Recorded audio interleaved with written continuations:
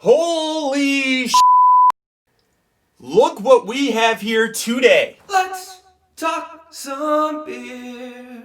Everyone, let's talk some beer. As always, thank you for coming back for a new episode. If you are into craft beer at all, you probably have a good idea of what this can is right here. But in case you don't, let's go through the usuals here right now. Today we have Hopslam Imperial Double IPA from Bell's Brewery, Comstock, Michigan.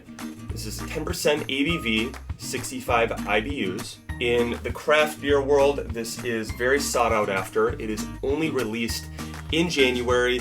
Good luck trying to find it anywhere in February. A little bit difficult to find in other areas of the country, but they are starting to produce a little bit more of it year over year. We're going to do things a little bit different on this episode than previous episodes. Instead of giving a likelihood to recommend, I'm very confident, unless they change the recipe in some crazy way, that I'm going to recommend this. This is going to be now my 4th year of having Hopslam. If you're bummed that this isn't going to be a review video, go find another channel, go find another video. I'm just kidding. No, just stay, please. I don't want you going anywhere. Do I got mood swings or what? So Hopslam was originally introduced in 2004 and originally came in 6-packs of bottles. However, fairly recently, they have decided to do it in cans. Back in 2008, they switched it up. What I think for me is pretty special and unique about this beer, aside the fact that it's literally crammed with an insane amount of hops, it's just the fact of how smooth and easygoing it is for an Imperial Double IPA here. More so, I taste the honey than anything else with this going down, and it just has a full, well-rounded flavor, a very good mouthfeel.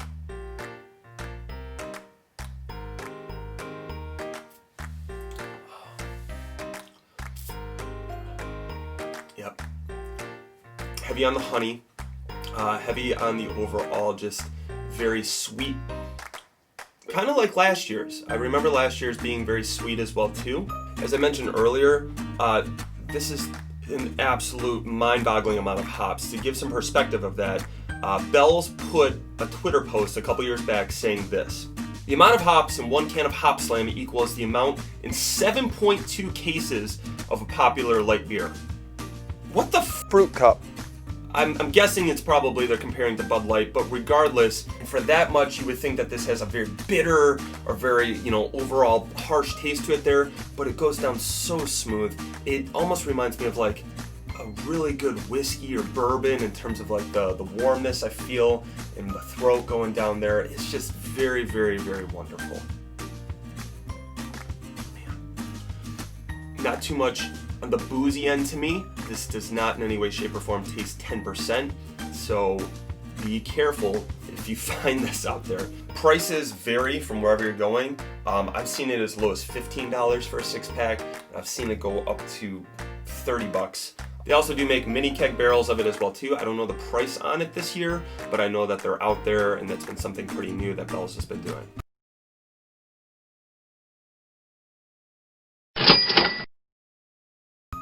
As I'm drinking it more of that honey is also lingering again on the back end as well too. More hop forward in the front, and then honey just kind of trickling down the back too. It is, oh my gosh, it's so good. It's so damn good, you guys. So some people do ask, can you cellar this? Can you hold on to it for long periods of times?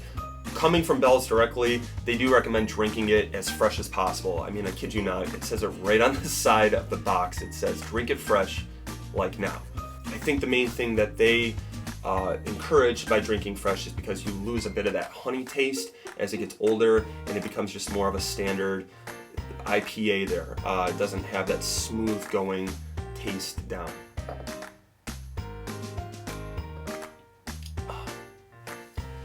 And again, thinking about the number 65 IBUs, we talked about how much they cram hops into this. 65 IBUs is not a huge amount. There's plenty of other beers out there that have higher IBUs than that. Bell's also doesn't really strongly encourage talking about the IBUs. This is coming from their website directly. There is a difference between absolute bitterness and perceived bitterness.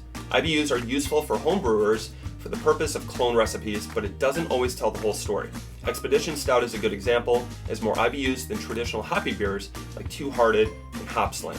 IBUs for some people can kind of become like a movie rating, right? You go to Rotten Tomatoes, you see a horrible number next to a movie, you don't watch it. Some people might say, hey, if it's on a lower spectrum of IBUs, they don't care for it. So I respect it on Bell's part to not really emphasize too much on the IBUs with this because, again, it's jam-packed. So the more I'm drinking it, I do want to say I'm starting to get a little bit more of a boozy taste as it's going down. Previous years, I felt a lot more honey, a lot more prominent, especially in, I believe, 2018. This was like drinking a bottle of honey here, which was almost too sweet for me back then. I still did love it, but it was starting to peak on the sweet side. I know I'm drinking something that is strong, but I would never guess that this is 10% had you just put this in front of me and I had no idea what it was. So again, as I mentioned, recommendable 100%. If you aren't a huge hop person, I still encourage you to give it a shot because it's not very prominent and bitter like other double IPAs and Imperial IPAs for that matter out there. Guys, as always, thank you so much for watching. This beer is way too good to pound through in a video's worth of time, so I'm gonna keep drinking it. But if you did like this, please hit that like button, subscribe, share with a friend. We'd love to see you back for future episodes. But for now, we're gonna sign off. So cheers. Take care.